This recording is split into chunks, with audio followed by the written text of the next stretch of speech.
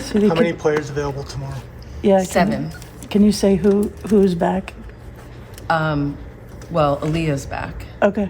so that gives us 7 now. And then AZ would be a game time decision. As it's been the whole time, nothing's changed with her situation. It's just a matter of where she is and how she feels, and so we don't know. We've heard a lot about how tired the team was. Is the postponement, in a sense, a positive? That do you feel they're rested? Do you feel they're refreshed a bit? The postponement, as a competitor, you're ready to go. And I think our kids were, all right, we're going. But then as a coach, I think you have to take a step back and look at the bigger picture. And I think that's what we did. We were able to take a step back, and it's only January. And so there's a lot of basketball left to be played. And, with only having 6 available players, it wasn't in our best interest. But certainly time off is helped, with the injuries, with the Aaliyah's ankle, and just everybody. I say time off, it was one day. So it's not like we had a month off, but this is the time of year everybody's going through being tired and all of that. I think ours is maybe a little bit more emotional, having coach, be gone, and some of the other things piling on almost. But we're good. I think our players have shown they're very resilient, and our coaches, we're prepared every day, and this is a long-term thing. We're working to get better each day, because with our season, October, November, December takes forever. Because there's more practices, the players feel like it's the longest part of the season. But once January hits, it's game, and so before you know it, it's the end of February. So that's where we are right now. So we've probably gotten through the toughest part, and now we can just look forward. There's kind of a light at the end of the tunnel. As a competitor, is that a really hard decision to, like you said, to take a step back? Like you kind of have to make yourself take that step back, like, because you're just, Yeah, I think our administration was really helpful. Talking with David and Neil, and it was, it was a decision that was made, and as I said, I think it was the best decision that we could make at that point. What happened to Ayana? That was something that was a little unexpected when the news came that the ball game wasn't going to happen.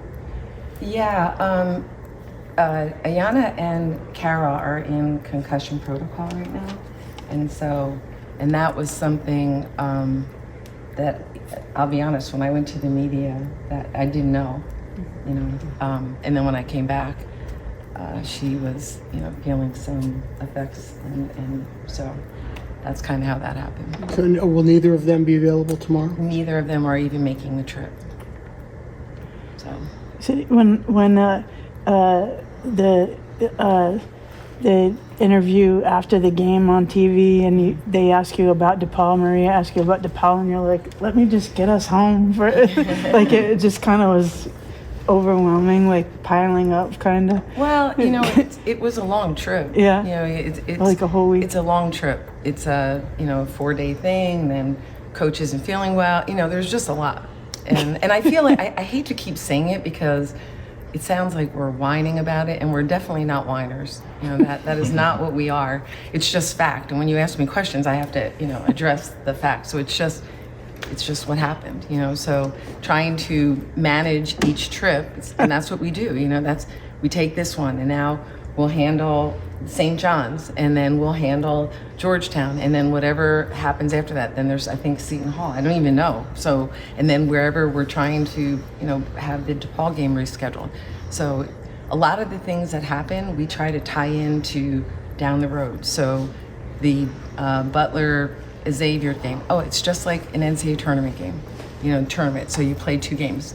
Now you don't travel, but okay, we just try to focus in on the things that it's similar, so that down the road we're able to look back and say, remember when we were at Butler? This is how we handle things. So everything we've had to handle, I think, will help us down the road. It'll make us stronger. There's not going to be anything come March that we will not have experienced.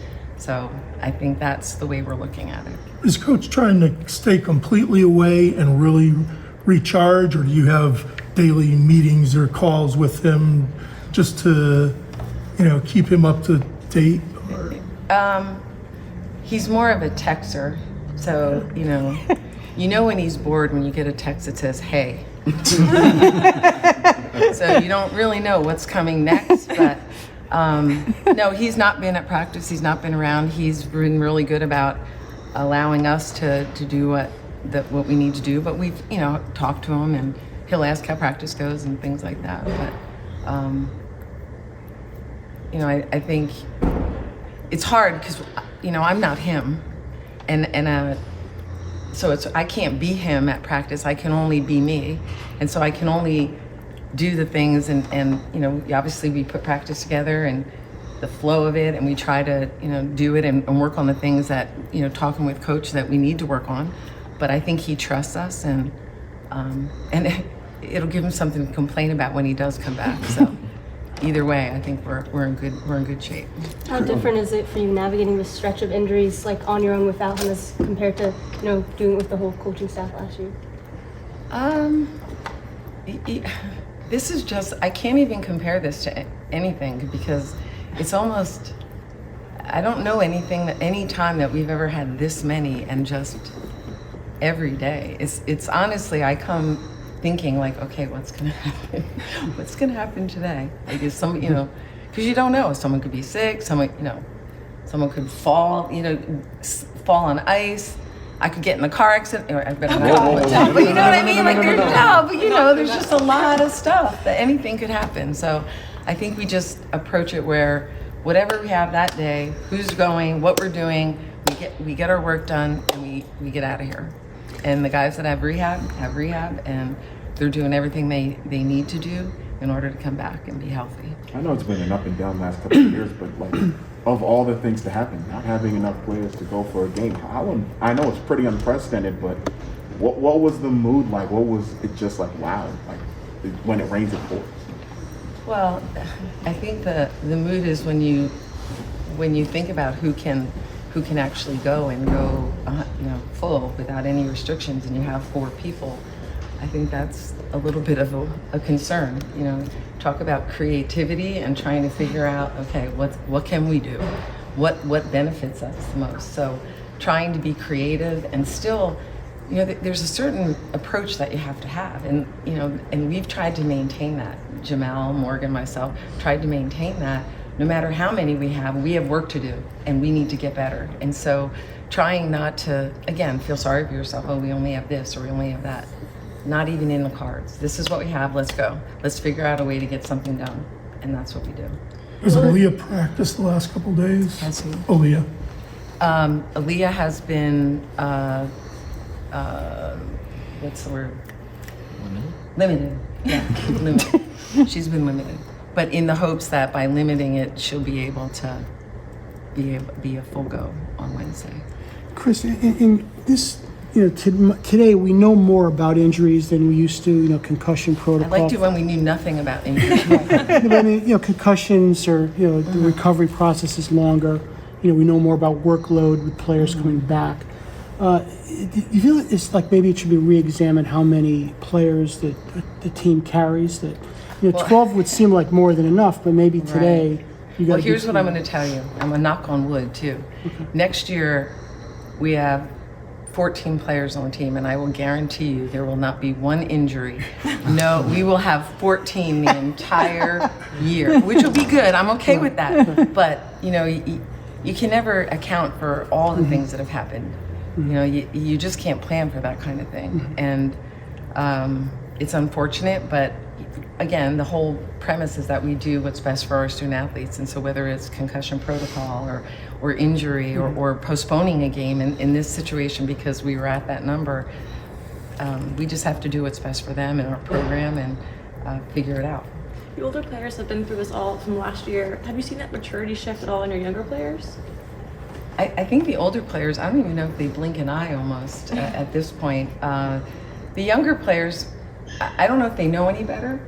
We have she's from another country, so I used a phrase to her yesterday, and I said something she was going to drive me crazy, and then I said it'd be a short trip. She had no idea what I was talking about. So trying to, just like, she doesn't even know what I'm saying half the time. So, and Ice is doing a rehab, but, so Yana's been the one that's really had to try to figure out some stuff, and now she's on the injury side. So I don't think it's easy for young players, but I think the leadership of our older players is helping them understand that, hey, there's nothing we can do about it, and here's what we can control. Let's worry about the things we can control. We can control how hard we go. We can control our rehab. We can control putting ourselves in the best situation to be healthy and to be ready to go, getting sleep, eat, all those things. Those are all within our control. And I think our older players have done a great job with keeping all that in mind.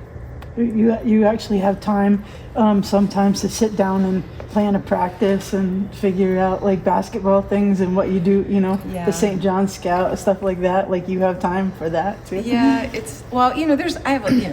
we have a lot of help. I have a lot of help. Jamel and Morgan have been great. Ben, our video coordinator, everybody has just pitched in, and that's, Anna, everybody has taken on whatever they've needed to help things go smoothly.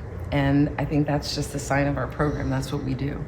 So, there's a lot, but there's a lot every day. It's just different stuff now. It's just, you figure it out.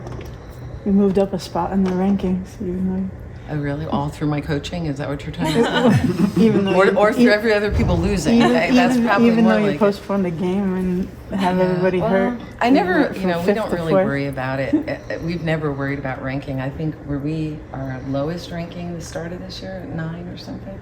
Was that somebody said? Were we 9 at one point? I thought we were 9. See, I don't even know. It was one of the first seasons where y'all didn't start in the top. Oh yeah, we weren't in the top 5, so I knew it was something. But yeah, it's not anything that we focus on. It's good for media. It's good for social media. It's good for fans. For us, we're just, taking. And I know everything sounds like a cliche, but honestly, there's not anything else you can do. You take it one day at a time. We get ready today. We play tomorrow. We have off Thursday. We get ready to play Georgetown. So. Dorcas, said you guys had a hoop dancer or a hula dancer come That in? didn't work, although I need to talk to her. Well, it was funny. She actually, what was her name? Lisa? I don't know. Yeah, she was actually a national champion and was performing at the men's game the next day, but they couldn't work it out that she performed at our game as well. But she came here and did a dance, and it was supposed to be healing and all of that. And then also I had the kids go with the hoops, because she, I think, used 16 or 17 hoops. So that was kind of cool. But I thought I was healed, and the next day I fainted. So I'm not sure. I knew we were in trouble, because that happened Saturday, and Sunday was the NC State game. So Have you guys tried stage burning too? well, yes. So this was funny. Morgan. So one day after practice, I'm back. I went to the equipment room, and Nika came out, and she's like, "CD, something's burning. Something smells." And so I was like, "Where?" And she said, "In the locker room." So I go in the locker room. I said, "Oh gosh, that smells terrible." I was like, "Oh my God, we're right below the kitchen. So maybe so." So I go and I get the Chris and from the training room, from the equipment room.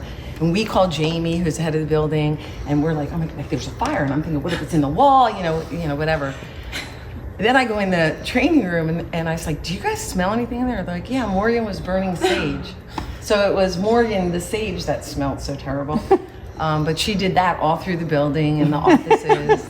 And then she also tried holy water, and that didn't work. I think Xavier had a priest on their bench. I was thinking about maybe asking him to come over to our side. I should have before the game, but yeah, I don't know. I don't know how much of it works or doesn't work. You've got people on your prayer list. I spoke to somebody last night that told me that she and her mom are going to have us on our meditation and prayer. So maybe that'll work. Dorca made it sound as if the players are taking it in the right frame of mind and trying to stay lighthearted and just kind of bond through it. I mean, do you see them just being very positive, or as positive as they can be? Yeah, I thought, I think that through this whole thing, I can't say enough about how our players have handled that. And that certainly starts with our seniors and our juniors, because they've been through it the most. But there's not really much more you can do, you know, and I think their personalities are like that, you know. I think they have really stepped up in a way to set the tone for everybody else, with and without coach. So, you know, when coach was here, they did the same thing when we had people out, and then now coach is gone, so there's not really, you know, they obviously miss him and we're all anxious to have him come back, but they've been able to set the tone so that we've been able to get better and work on things and do a little bit more. You know, you don't want to stay stagnant, so we've been trying to add some of the things that we've been working on. So I think they've done a terrific job. As a coach, is it important to you to like address the problem? Like, we know that this is just a terrible stretch, or is it almost like you don't want to overly dwell on it because it is negative? How do you strike that balance? You know, both. I think you acknowledge that it's there because you can't hide from it, but you also don't dwell on it. Mm-hmm. You know, obviously they look around, they know people are hurt. They know the head coach is missing. So you can either get caught up in that, or you can focus on what we can control. Mm-hmm. So I think it's been a balance. We don't hide from anything here. We say this is factual. This is what we have. This is what we need to do, and this is how we're going to do it. So, you know, you don't want to make them think that you're totally ignoring it or that you're not acknowledging what they're going through. But at the same time, okay, you got to move on. So. I know it sounds harsh, doesn't it? Do you adjust practices at all, Chris? Make them maybe a little lighter, less intense, because you do have to keep them, maybe a small number of players fresh for a game. Well, you mentioned earlier the load and all the information that we have from a scientific standpoint. So we work with our strength coach and our athletic staff talking about, you know, the loads and what that looks like in terms of time. There are days where it has to be more intense, days that it can be shorter, days that it can be longer, and we adjust but you know, you can't just, it's like, you can't just look at the numbers and say, this is what we're gonna do. So you have to, it's the eye test too. Yeah. So when we're at practice, we're moving things on the fly. I might have a perfect practice plan set up, and then when I'm watching, it doesn't, oh, we need to do, let's give them a break here, let's do this, we have to get up and down, you know. So I think you have to, having the information is really, really helpful, and then being able to combine that with what you see and where the team is, and you have to have a feel for that. And I think you can't just have a feel and you can't just have science. I think you have to have both in order to be able to reach your potential. Yeah, and so many of these injuries I know are collision injuries that really have nothing to do with. They're not, you know, it's funny, there's not, you can't do anything. Our strength coach is terrific. You know, Andrew Hootie is top of the line. But you can't do anything about someone if they get banged in the head. Right. Like, none of the injuries that we've really had have been preventable. Yet, you know, she's in there, and our kids every day are working on things. The other day, I saw them laying down, and I was like, I like that exercise. But they were doing something with their neck, which also is supposed to help, you know, with concussion. Mm-hmm. So whether it does or it doesn't, I don't know. Right. But we're certainly aware and doing everything that we can to keep our players healthy. How do you replace coach's forceful personality at times? I mean, through the years, people have talked about him being the bad cop, you being the good cop. Mm-hmm. And is there somebody who steps up and kind of, I don't know, pushes the team a little bit harder now in his absence? I think that we've, you know, there were a couple of huddles the other day that were a little closer than probably, you know, like, get in here, you know, get in here right now, because our fans were directly behind us. So I think, you know, there's a time and a place for that. And I think when I do, me personally, when I do get on them, I think they respond to that because it's not just a constant. So I think they're, you know, they've been responsive to everything. I think Jamel and Morgan have been really positive as well. You know, I think you can only be yourself. And so how that works, we can't be coach, you know, and when he comes back, whenever that is, he'll be able to be himself, and our players will respond to that. I don't know if that answers the question, but. It's your job to get on the referees now. Well, the one guy, the other, I said, that was a terrible call. And he goes, no, I had it or something. And I was like, wait till you see it on film. I said, then we can talk about it. I said, now I won't be standing up then, I'll be sitting down, but you can feel free to come talk to me. Because I'm thinking by the time I see him again, coach will be back and I'll be back in my good seat. So, you know, we don't really get caught up in them. You know, I try, like I want to take up for our players because I felt like the Xavier game was getting really physical, and you know, I don't mind physical, but you know, we need to be smart, and so I don't mind taking up for our players, and I think you do that as a coach, but you don't worry about the officiating. You get so caught up in that, and you watch coaches or teams do that. They get so caught up in the officials they don't play. So I try to let our players play, and if we have something to say, we say it, and then move on. You say back in your good seat. Yes. Are you a little out of your comfort zone? Because you still look like you're all under control and have the situation in hand, but is that seat really the good seat you'd rather be sitting next Well, yeah, to? because that means he would be there. The hardest one was just Butler, because I honestly was afraid I was going to take a tumble back and somebody was going to have to, because you stand up on the benches are below you. So I had Jamel and Morgan on this side to cover me in case I fell, and Yana and Amari were on this side in preparation in case I took a tumble there. But that was really the only one, because it's an awkward way, because you don't get, you know, you turn around and talk to your staff or to look at somebody and they're not there, they're below you. So that was really the only one that was probably a little different just because of the actual gym. But I mean, I always say this, fortunately or unfortunately, I've had a lot of experience doing it, and so I think I'm a little more comfortable. But I just don't want to fall. I don't want to do, you know, I don't want to trip, do a header. Don't want to get a technical that could cost us a game. I don't want to do any of those things.